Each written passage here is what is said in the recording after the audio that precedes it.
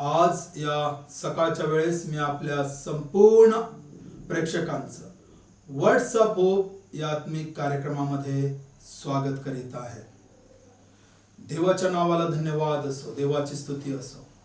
परमेश्वराला मान, महिमा, गौरव देणे आणि त्याचं गुणगान गाणे हे अत्यंत महत्वाचं आहे.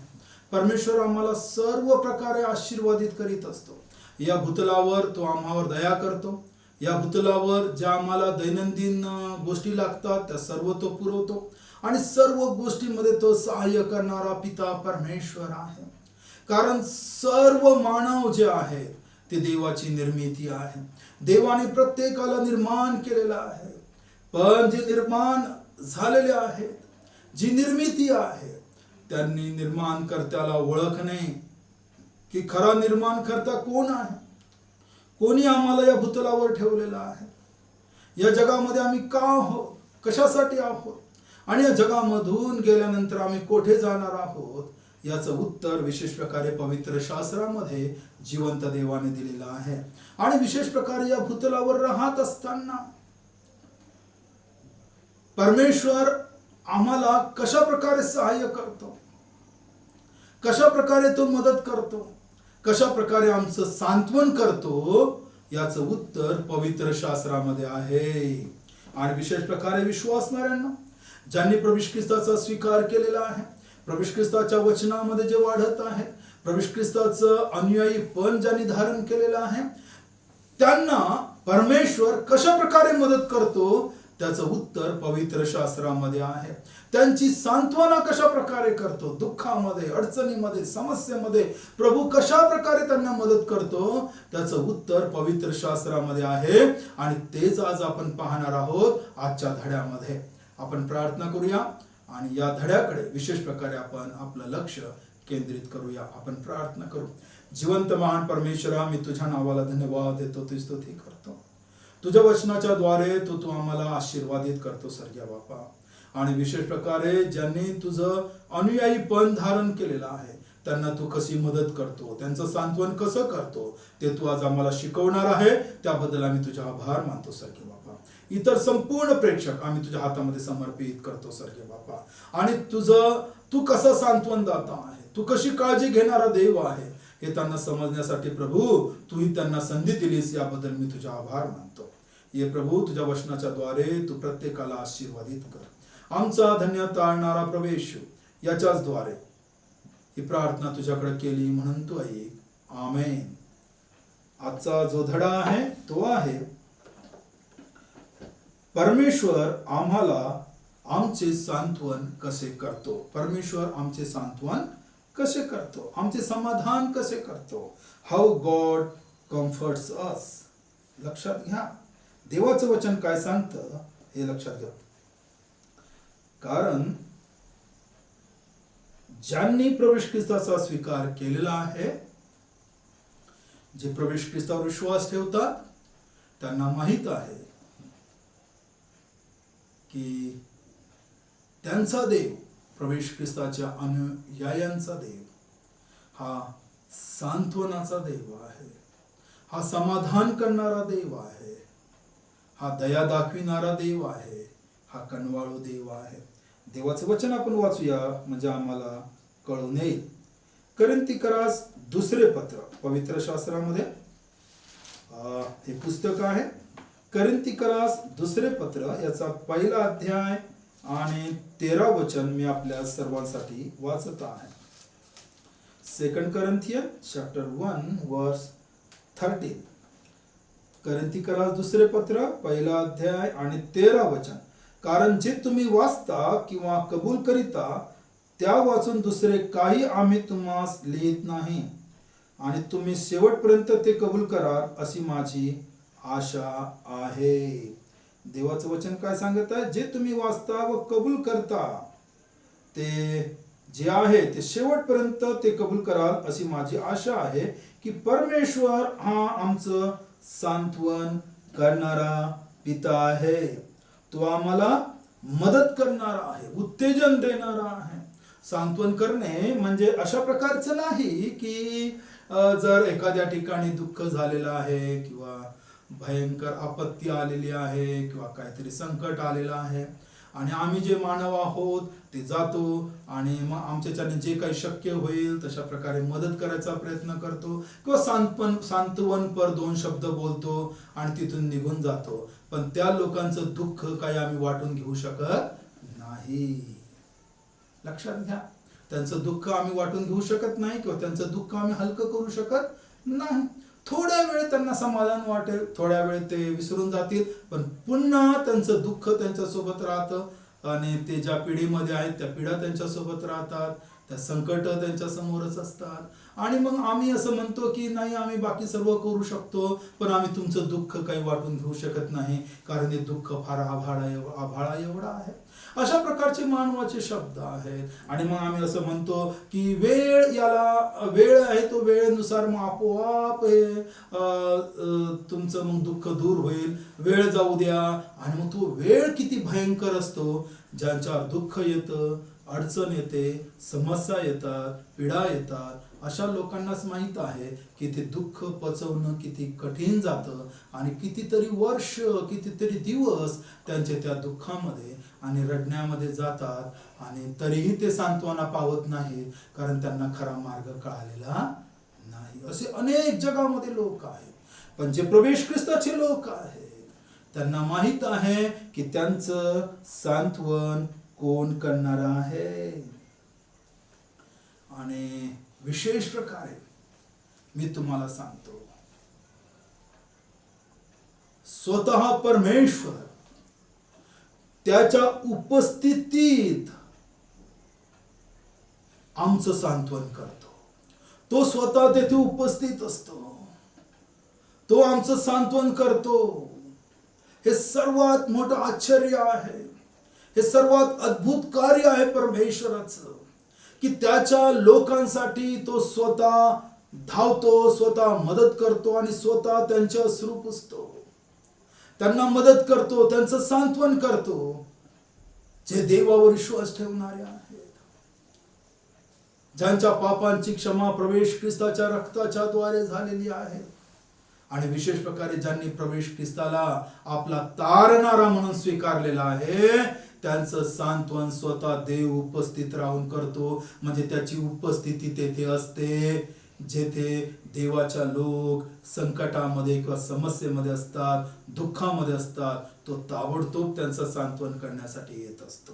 हे बायबल सांगतं. वचन वाचूया आपण की कशा प्रकारे परमेश्वर त्या ठिकाणी उपस्थित असतो. पवित्र शास्त्रामध्ये पुस्तक आहे, स्तोत्र संहिता नावाचं पुस्तक आहे. स्तोत्र संहिता याचा 139 अध्याय आणि 5वं वचन. स्तोत्र संहिता याचा 139 अध्याय आणि 5वं वचन. Book of Psalm chapter 139 and verse 5 काय सांगितलेलं आहे बघा या ठिकाणी. तू मागून पुढून मला वेढिले आहे, माझ्यावर तू आपला हात ठेविला आहे.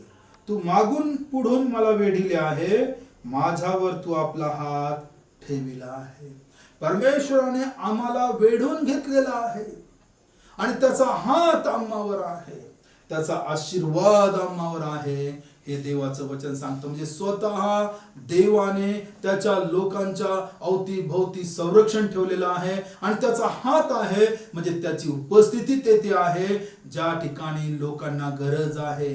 प्रवेश ख्रिस्ताचे लोक ज्या वेळेस विनंती करतात, प्रभू स्वतः, देव स्वतः म्हणजे स्वर्गीय बाप, स्वर्गीय पिता परमेश्वर त्या ठिकाणी उपस्थित राहतो त्या प्रभू येशूच्या लोकांना मदत करण्यासाठी.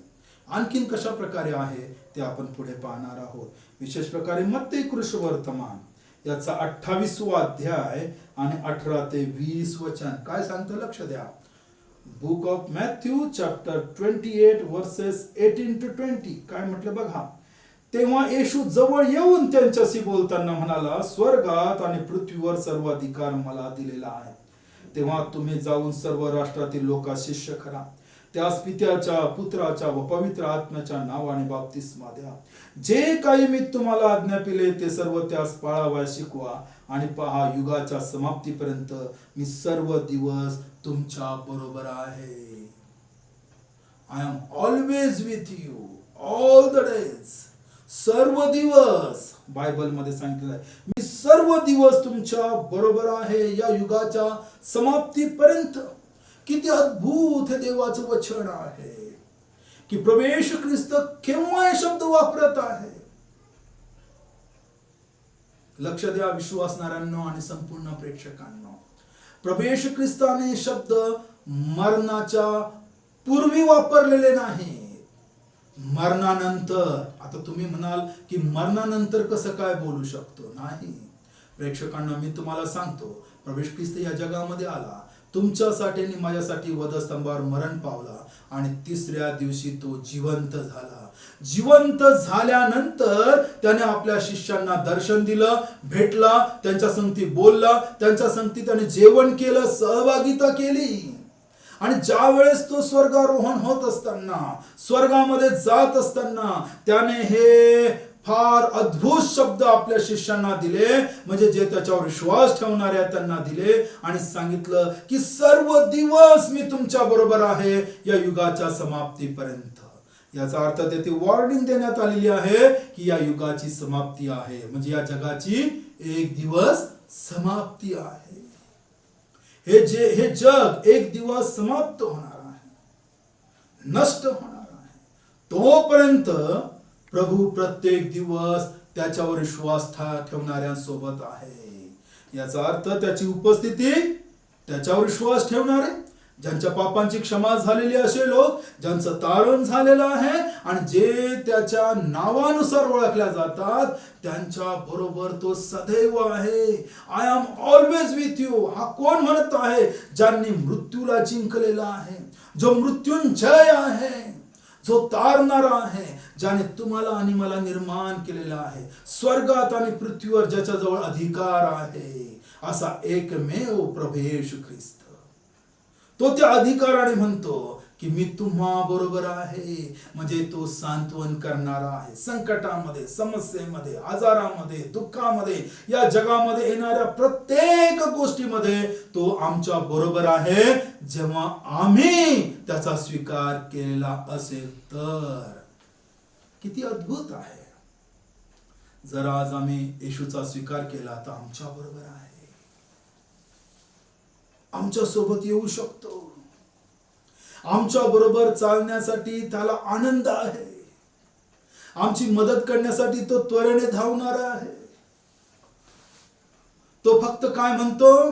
तू मुख उघड, तू कबूल कर तुझ्या मुखाने की येशू हाच प्रभू आहे, हाच तारणारा आहे, आणि आपल्या पापांचा पश्चाताप कर. वाईट कृत्य सोडून दे, वाईट सवयी सोडून दे, वाईट गोष्टी आपल्या जीवनामधून काढून टाक, सर्व प्रकारचा अमंगळपणा काढून टाक, सर्व प्रकारच्या व्यसनाधीनतेमधून स्वतःला दूर कर आणि प्रवेश ख्रिस्ताकडे ये.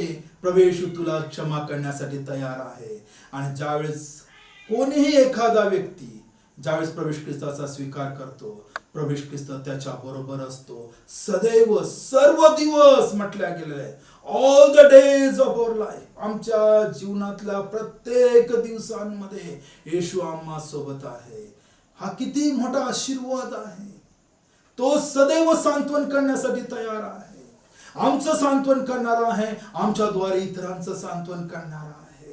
प्रभूचे लोक प्रवेश ख्रिस्ताचं अनुकरण करणारे आहेत, हे लक्षात घ्या. आणखीन देवाचं वचन मी आपल्या सर्वांसाठी वाचतो. काय म्हटलं गेलेलं आहे? देवाची उपस्थिती आहे, प्रवेश ख्रिस्ताची उपस्थिती आहे, आणखीन कोणाची उपस्थिती आहे आम्हाला सांत्वन करण्यासाठी? कोरिन्थीकरास दुसरे पत्र याचा 13वा अध्याय, आपण यामधले एक वचन वाचणार आहोत. कोरिन्थीकरास दुसरे पत्र याचा 13वा अध्याय आणि 14वं वचन काय सांगतं बघा. 2 Corinthians chapter 13 verse 14. कोरिन्थीकरास दुसरे पत्र 13वा अध्याय आणि 14वं वचन. प्रवेश ख्रिस्ताची कृपा, देवाची प्रीती आणि पवित्र आत्म्याची सहभागिता तुम्हा सर्वांसह असो. प्रवेश ख्रिस्ताचं कृपा आहे, दया आहे, प्रभू येशू ख्रिस्ताची कृपा आहे, दया आहे, देवबापाची प्रीती आहे, प्रेम आहे आणि पवित्र आत्म्याची सहभागिता म्हणजे त्याचा सहवास. जे देवावर प्रेम करणारे आहेत, ज्यांनी प्रभू येशू ख्रिस्ताचा स्वीकार केलेला आहे, त्यांच्या सोबत आहे पवित्र आत्मा. लक्षात घ्या, मदत करण्यासाठी देव जो बाप, देव जो पुत्र आणि देव जो पवित्र आत्मा यांची प्रत्यक्षपणे उपस्थिती असते आम्हाला मदत करण्यासाठी. त्यांचे शब्द, त्यांचा स्पर्श आमचं अंतःकरण समाधानी करणारा आहे, आमचे अश्रू शांत करणारा आहे आणि आमच्या मुखाच्या द्वारे त्याचं गौरव त्या दुःखामध्ये सुद्धा आम्ही करणारे होऊन जातो ज्या वेळेस त्यांची उपस्थिती आमच्या बरोबर आहे. पण केव्हा होऊ शकतं हे सर्व गोष्टी?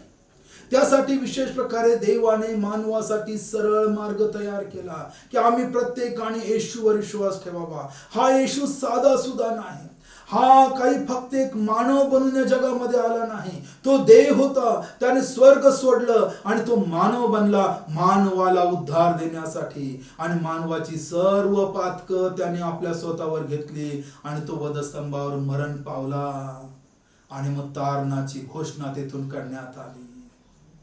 आणि बायबल सांगतो जो कोणी विश्वास ठेवतो व बाप्तिस्मा घेतो त्याच्या पापांची क्षमा होईल, त्यांना तारण प्राप्त होईल.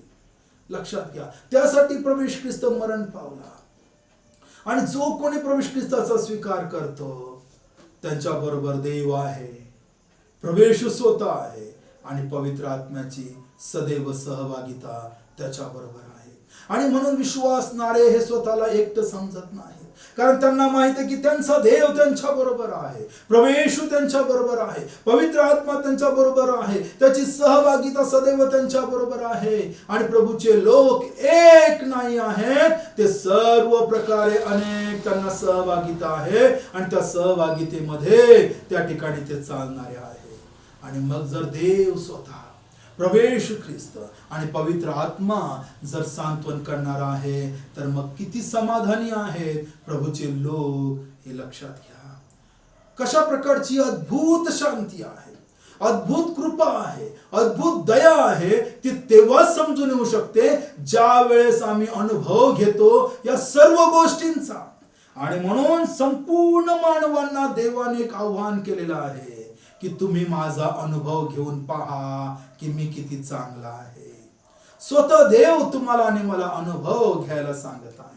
त्याचप्रमाणे प्रभू येशू ख्रिस्ताने संपूर्ण मानवांना एक आव्हान केलेलं आणि आमंत्रण दिलेलं आहे. अहो कष्टी व भाराक्रांत जन हो, तुम्ही सर्व माझ्याकडे या, म्हणजे मी तुम्हाला विसावा देईन, समाधानी करेल, तुमचं सांत्वन करेल, मी तुमचे अश्रू पुसून टाकेल, मी सदैव तुम्हा बरोबर आहे. कारण प्रभू येशू ख्रिस्त काल, आज आणि युगानुयुग सारखाच आहे. किती अद्भुत सहभागिता आहे की परमेश्वर आम्हाला मदत करतो. आणखी देवाचं वचन काय सांगतं तिकडे आपण जाणार आहोत. थेसलोनिकरास पहिले पत्र, पवित्र शास्त्रामध्ये आपण वाचणार आहोत. थेसलोनिकरास पहिले पत्र याचा 4था अध्याय आणि 18 वचन काय सांगतं. थेसलोनिकरास पहिले पत्र 4था अध्याय आणि 18 वचन. प्रभू येशू ख्रिस्ताच्या या वचनामधून मी आपल्याला मार्गदर्शन करीत आहे आणि हे वचन तुम्हाला वाचून दाखवित आहे. फर्स्ट थेसलोनियन चॅप्टर 4 वर्स 18 काय म्हटलं गेलेलं आहे बघा. म्हणून या वचनांनी एकमेकांचे सांत्वन करा. ही जी वचनं आहेत प्रभू येशू ख्रिस्ताची, ही सांत्वन करणारी आहे, समाधानी करणारी आहे, मनुष्याला सांगणारे आहे की तू एकटा नाही, देव तुझ्या बरोबर आहे, प्रभू येशू ख्रिस्त तुझ्या बरोबर आहे, पवित्र आत्म्याची सहभागिता तुझ्या बरोबर आहे. म्हणून तू निराश होऊ नको, स्वतःला एकटं समजू नको. देव तुझ्या बरोबर आहे आणि जर देव आमच्या बरोबर आहे तर मग आमचा विरोधी कोण, हे बायबल तुम्हाला आणि मला सांगत आहे. आणि म्हणून बायबल मध्ये सांगणार की या वचनांनी म्हणजे देवाच्या वचनांनी एकमेकांचे सांत्वन करा. कम्फर्ट करणारं देवाचं वचन आहे हे आज आम्हाला सांगत आहे की देवाचं वचन आमचं सांत्वन करणार आहे. मग विश्वासणाऱ्यांनो, देवाचं वचन वाचा, ते तुम्हाला आणि मला सांत्वन करणार आहे. प्रेक्षकांनो, तुम्ही सुद्धा देवाचं वचन वाचू शकता, बायबल वाचू शकता. या वचनाच्या द्वारे तुम्हाला सांत्वनपर शब्द ऐकायला मिळतील. आणि पण जेव्हा तुम्ही प्रभू ख्रिस्ताकडे याल तेव्हा तुम्हाला खऱ्या रीतीने अनुभवायला मिळतील. वचन वाचण्याच्या द्वारे आम्ही ऐकू, पण अनुभव तेव्हाच होऊ शकतो जेव्हा आम्ही येशूकडे येतो, तेव्हा खरी अनुभूती आम्हाला प्राप्त होते. आणि ती अनुभूती जर घ्यायची असेल तर येशूकडे येणं हेच एकमेव मार्ग आहे, याच्याशिवाय दुसरा मार्ग नाही. आणखी समोर जाणार आहोत आपण देवाच्या वचनाच्या द्वारे. स्तोत्र संहिता याचा 119 अध्याय, यामधलं काही वचन मी आपल्यासाठी वाचत आहे. लक्ष द्या. स्तोत्र संहिता याचा 119 अध्याय आणि 49 आणि 50 वचन. Book of Psalm chapter 119 and verses 49 and 50. ही दोन वचनं मी आपल्यासाठी वाचत आहे. इकडे लक्ष द्या. काय म्हटलं गेलेलं आहे? तू आपल्या दासाला दिलेले वचन आठव, कारण तू मला आशा लावली आहे. माझ्या दुःखात माझे सांत्वन हे आहे की तुझे वचन मला नवजीवन देते. स्तोत्र करता, देवाच्या मागे जाणारा, देवाला अनुसरणारा, देवावर विश्वास ठेवणारा हा जो मानव आहे, पवित्र आत्म्याने त्याला मार्गदर्शन केलेलं आहे. आणि तो गीत रूपामध्ये म्हणत आहे की तुझं वचन मला सांत्वन देतं आणि मला नवजीवन देतं. देवाचं वचन जे आहे ते आमचं सांत्वन करणार आहे आणि नवीन जीवन देणार आहे, नवी आशा आमच्या जीवनामध्ये निर्माण करणार आहे.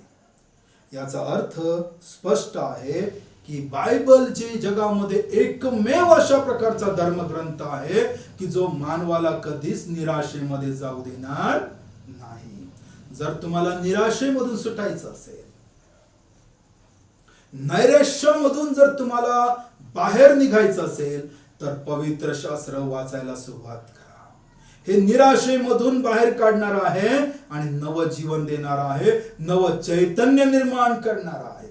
जगामध्ये अनेक पुस्तकं आहेत जे नैराश्यामधून आम्ही कसं बाहेर येऊ शकतो, डिप्रेशन मधून आम्ही कसं बाहेर येऊ शकतो, यावर आधारित अनेक व्याख्यानं आहेत, अनेक प्रवचन आहेत, अनेक पुस्तकं आहेत, अनेक त्या ठिकाणी वेगवेगळ्या प्रकारचं त्या ठिकाणी वैद्यकीय उपचार सुद्धा आहेत.